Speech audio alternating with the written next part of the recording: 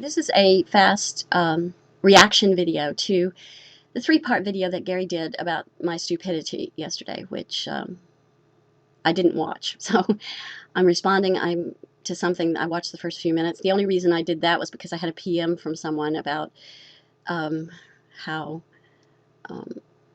what the video contained.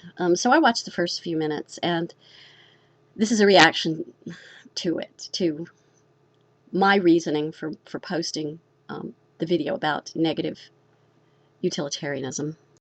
In Nicotine's video, he mentioned it, and he didn't talk too much about the historical roots of negative utilitarianism.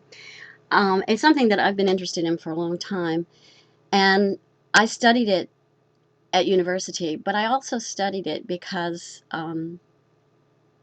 I really do think that the species has dug itself into a very deep hole that it needs to get out of. And there are two ways of looking at the hole that we find ourselves in.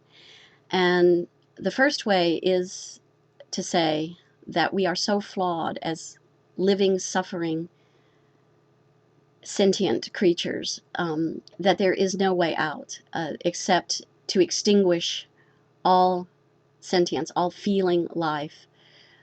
And the second way, and to me personally, it's the bravest way out, is to say we do a lot of really negative, stupid, counterproductive things as a species. And we often do them because of our evolutionary past.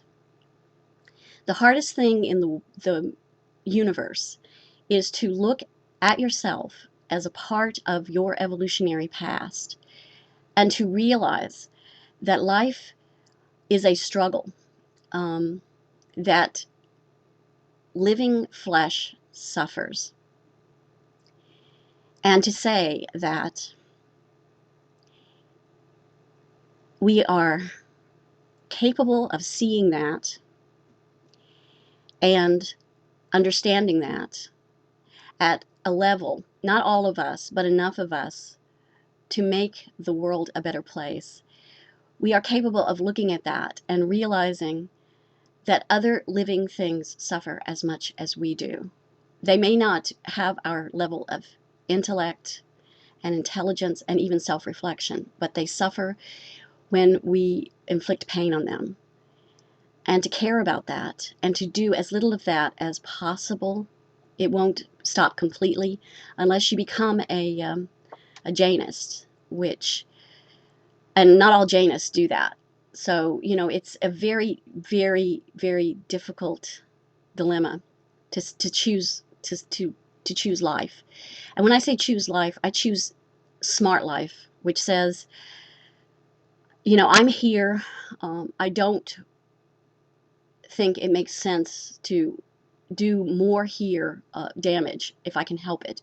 And I try not to do damage. And that includes a lot of the things that Gary advocates. I don't see having children as a good thing on this planet right now. There are too many human beings, and our biomass is choking off everything, which will eventually choke us off as well. And so, yes, I don't think that. I personally don't drive a car. I personally give as much as I can, but what I do personally doesn't matter so much as what we as a species can look at. And we as a species, that doesn't mean anything because we have to do it individually. It has to be choices that individual human beings make. And I don't think that an idea of escaping suffering by resorting completely to artificial intelligence and to a life of artificial intelligence makes sense. It enhances our lives. It can't replace them, in my opinion. And there are energy costs for doing that. I know it's part of the step towards extinguishing life, according to Gary's philosophy.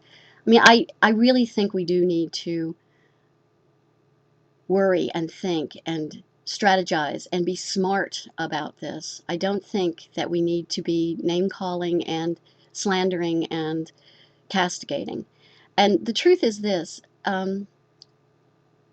negative utilitarianism was an honest attempt by Karl Popper, who began the concept, to try to figure a way around what he saw as a horror. And he saw it 58 years ago. He published the book 58 years ago. So this is not new, this hole that we've dug ourselves into.